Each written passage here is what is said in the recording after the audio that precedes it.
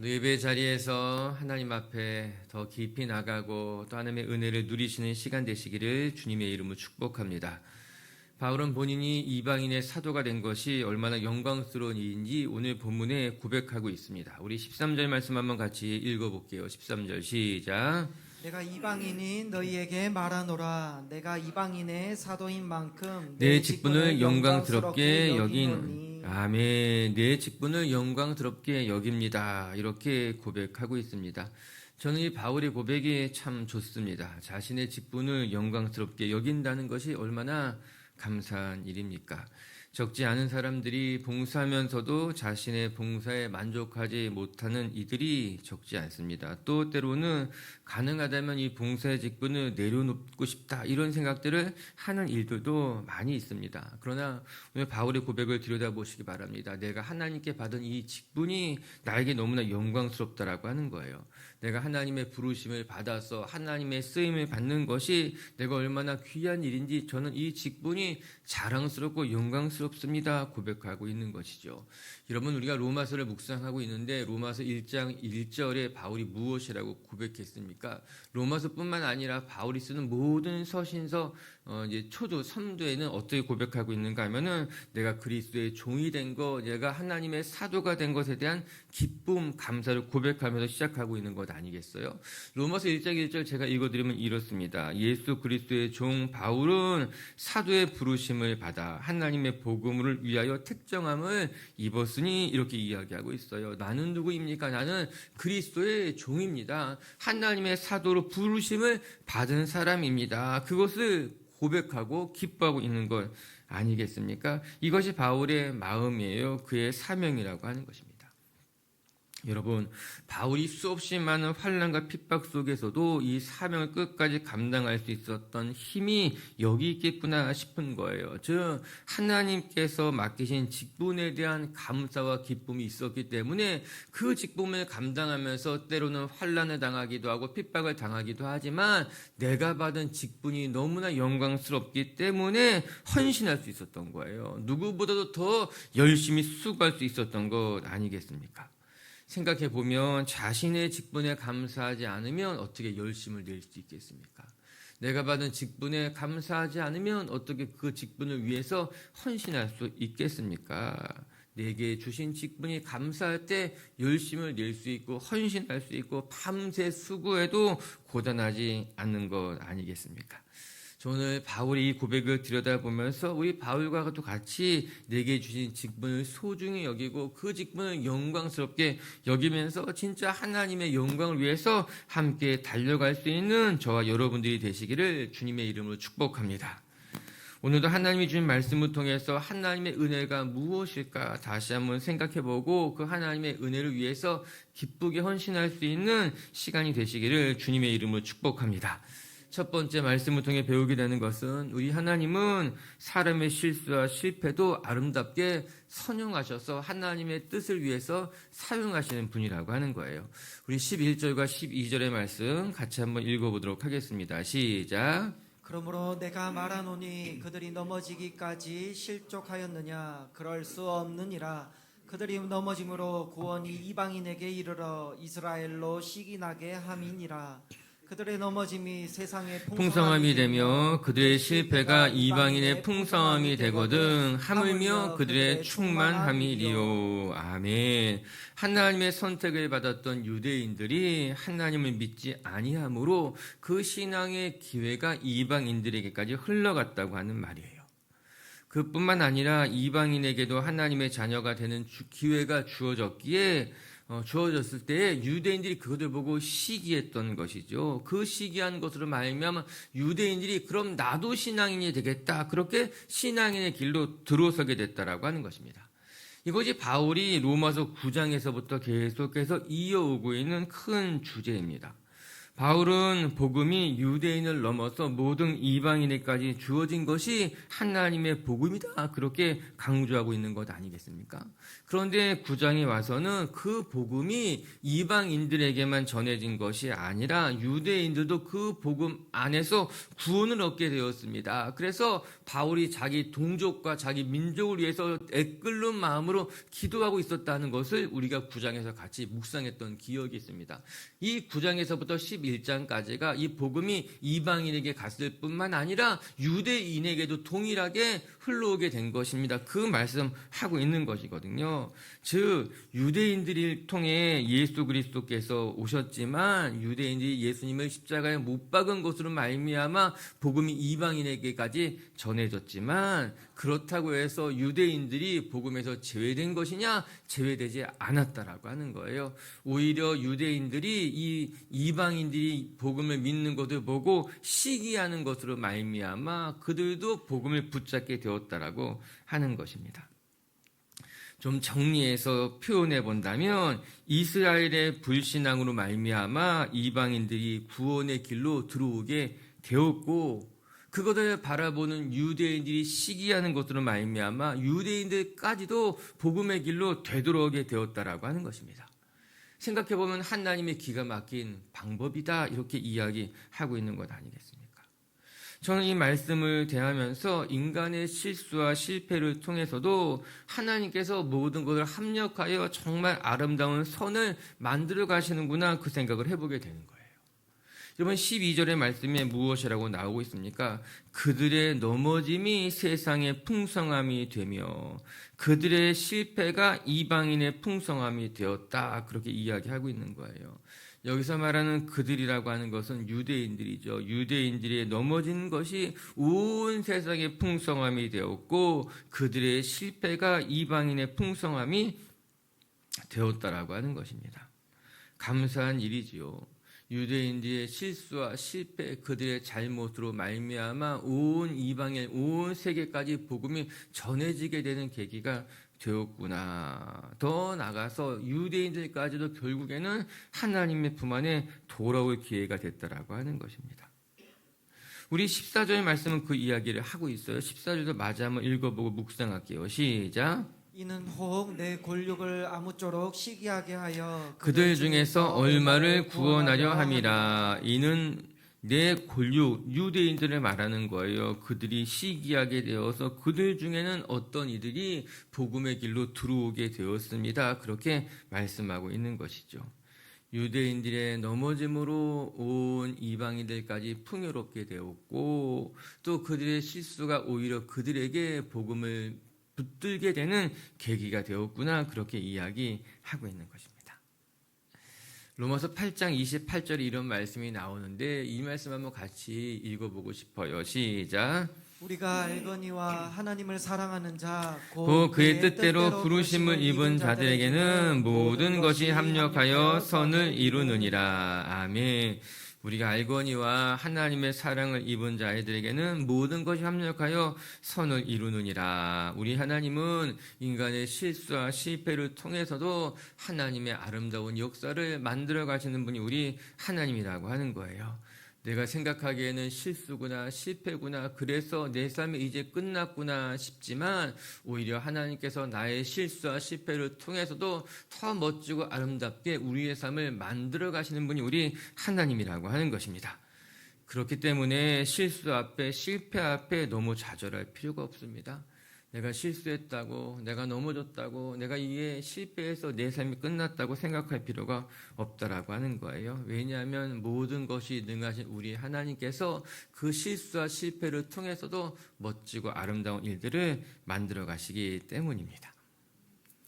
운전하다 보면 가끔 내가 내비게이션을 잘못 봐서 실수로 다른 길로 접어들었는데 오히려 그것 때문에 시간이 단축될 때가 있지 않습니까? 내가 이 길을 놓쳤다고 어떡하냐 하고 내가 무릎을 치고 어떻게 했는데 시간을 보니까 시간이 조금 더 단축돼 버리는 거예요. 그럼 속으로 쾌재를 부립니다. 잘됐다. 잘됐다. 이런 우리의 인생이 그와 비슷한 것만 같은 거예요. 내 생각에는 이 길로 가야만 할 것 같고 이 길을 놓치면 큰일 날 것만 같은데 오히려 다른 길을 통해서도 하나님이 예비하신 은혜를 만나게 되고 오히려 우리 인생이 더 아름답게 만들어져 가는 것을 보게 되는 것이죠. 그게 하나님의 선하심이고 하나님의 능력인 줄로 믿습니다. 오늘도 우리의 삶의 실수와 실패, 또 때로는 내가 길을 잘못 접어들었지만 그것을 통해서도 선용하여서 더 아름답게 멋지게 우리의 삶을 만들어 가시는 그 하나님을 의지하고 그 하나님 붙들 수 있는 저와 여러분들이 되시기를 주님의 이름으로 축복합니다. 두 번째 또 말씀을 통해 우리가 배우게 되는 것은 이렇게 하나님께 받은 은혜로 말미암아 우리가 더욱더 겸손해져야지 교만해져서는 안 된다라고 하는 말씀이에요. 우리 20절과 21절 말씀도 같이 한번 읽어보겠습니다. 시작.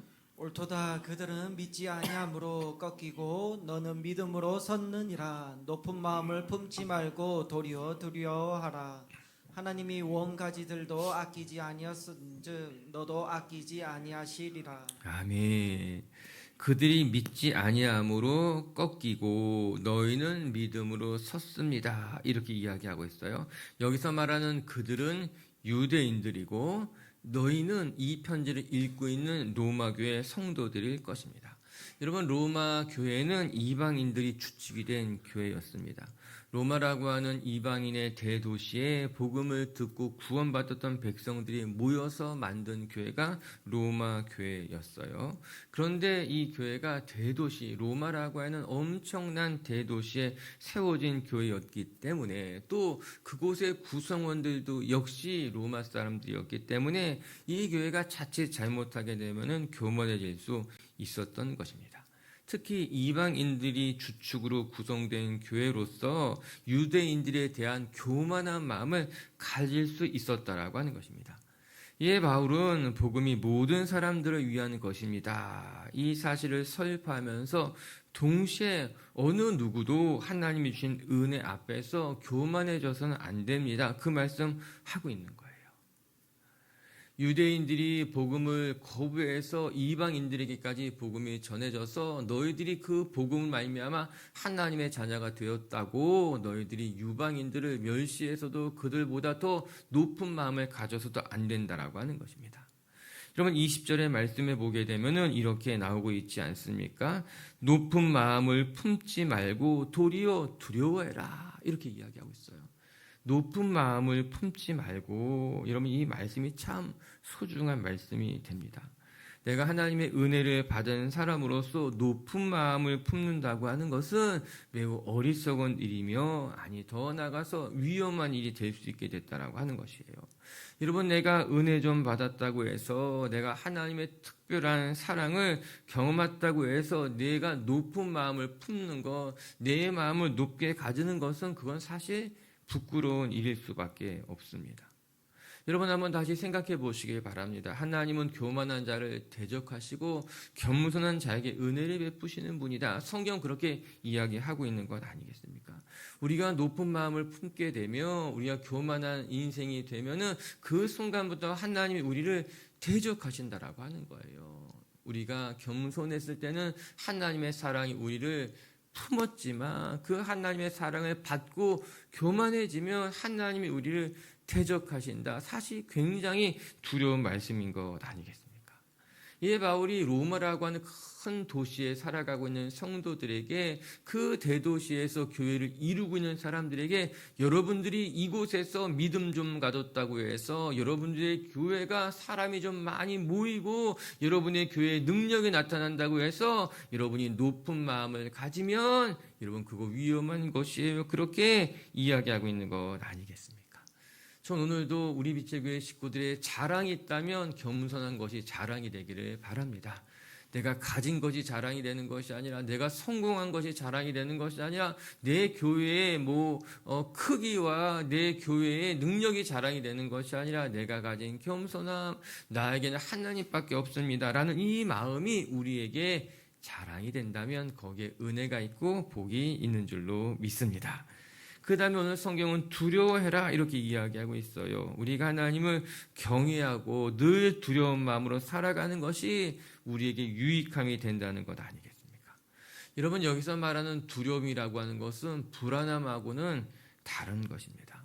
하나님을 알지 못하는 사람이 갖는 것이 두려움, 불안한 마음이고, 하나님을 제대로 아는 사람이 갖는 두려움은 경외하는 마음이에요. 이 두 가지는 굉장히 다른 것입니다. 하나님을 알지 못할 때 우리 마음에 갖게 되는 두려움은 불안함에서부터 기인한 것입니다. 그렇기 때문에 어디를 가든 무엇을 하든 우리 마음이 계속해서 불안하고 두려움에 사로잡혀서 무엇인가 결정하지 못하게 되는 거예요. 그러나 하나님을 만난 사람이 갖게 되는 두려움은 하나님에 대한 경외함으로부터 말미암게 되는 것입니다. 그렇기 때문에 이 두려움은 우리를 겸손하게 하고 하나님 앞에 자기 자신을 낮추는 데 사용되는 두려움이라고 하는 거예요. 두려움이라고 하는 단어는 똑같을지 모르지만 그것의 출발점이 다르기 때문에 그 두려움이 열매 맺게 되는 모양도 전혀 다르다라고 하는 거예요. 저는 우리가 하나님의 백성으로서 세상에 주는 두려움이 아니라 하나님이 주는 경외함, 이 경외함에서부터 나오는 두려움으로 하나님 앞에 더 겸손하게 살아갈 수 있기를 주님의 이름으로 축복합니다.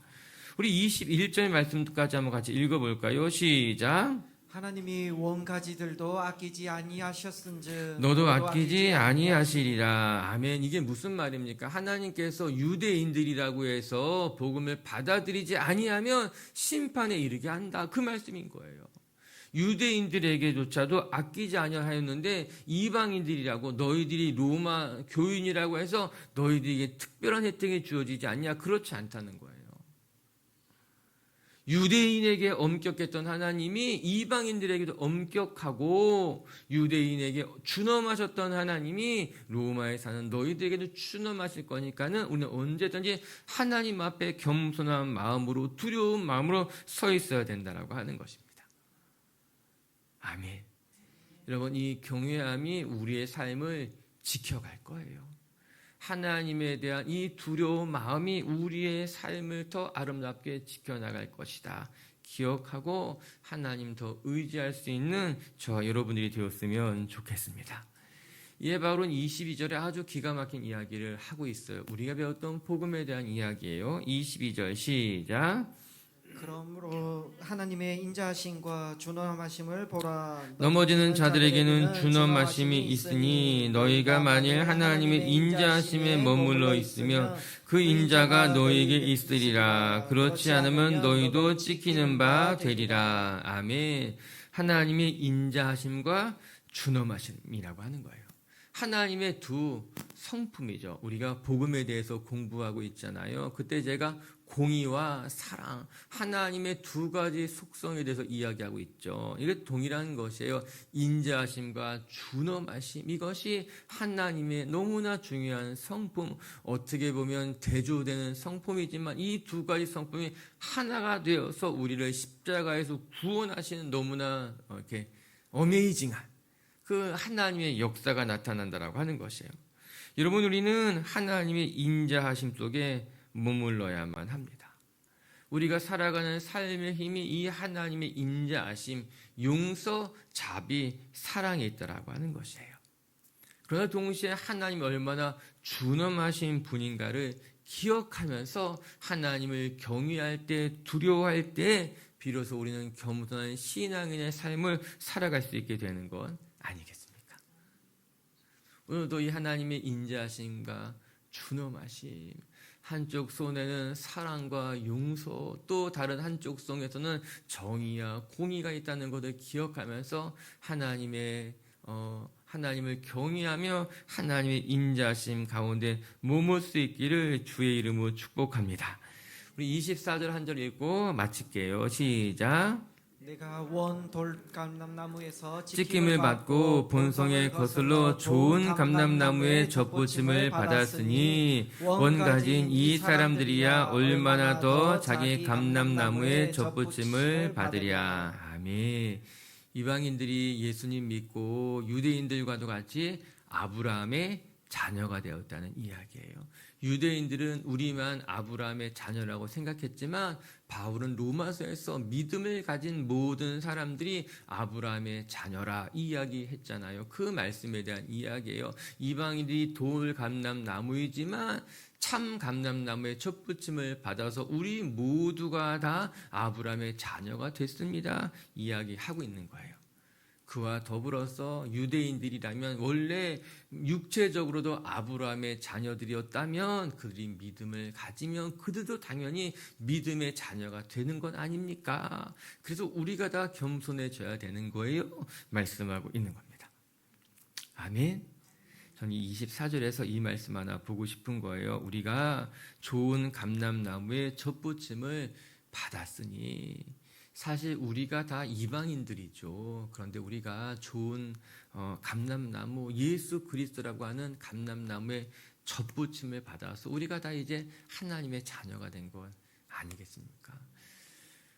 우리의 본성은 부끄럽고 연약하고 또 우리 안에 큰 죄성이 이렇게 자리 잡았지만 그러나 우리가 좋은 감람나무에 젖보침되어서 하나님의 자녀가 되었으니 여러분 이제 좋은 감람나무로 살아가십시다. 우리의 삶이 지금까지 부끄럽고 연약하다 하여도 이제 우리가 좋은 감람나무에 젖보침이 되었으니 그 하나님의 은혜로 정말 아름답게 선한 열매를 맺어가며 살아가는 성도님들 되시기를 주님의 이름으로 축복합니다. 말씀을 정리합시다. 오늘 바울은 이 편지를 시작하면서 나는 하나님께 받은 직분이 영광스럽습니다. 고백하고 있어요. 적지 않은 사람들이 봉사하면서도 자기가 받은 직분에 감사하지 못하고 힘들어하고 또 때로는 어려워하는 것들을 바라보면서 오늘 말씀을 같이 나누고 싶더라고요. 여러분 우리가 하나님의 직분을 받은 것, 우리가 하나님의 종이요 그리스도의 사도라고 하는 것은 너무나 영광스러운 일입니다. 우리에게 작지만 직분을 주시고 또 그것을 통해서 하나님의 일들을 만들어 가신다는 것만큼 얼마나 소중하고 감사한 일이 어디 있겠습니까? 오늘도 하나님께 받은 그 직분의 자리에서 정말 영광스럽습니다. 고백하며 하나님 앞에 우리의 삶을 아름답게 드릴 수 있는 저와 여러분들이 되시기를 주님의 이름으로 축복합니다. 첫 번째, 우리 하나님은 인간의 실수와 실패도 아름답게 선용하셔서 정말 멋진 열매를 만들어 가시는 분이 우리 하나님이구나. 오늘 성경을 통해서 배웠습니다. 오늘도 우리가 실수하고 실패해도 그것을 통해서 더 아름답게 역사해 가시는 하나님을 경험하시기를 주님의 이름으로 축복합니다. 두 번째, 하나님께 받은 은혜 앞에 교만해지는 것이 아니라 은혜를 받으면 받을수록 더 겸손해질 수 있도록 은혜를 받으면 받을수록 우리의 마음이 더 우리의 심성이 더 아름다워질 수 있기를 주님의 이름으로 축복합니다. 같이 함께 기도합시다.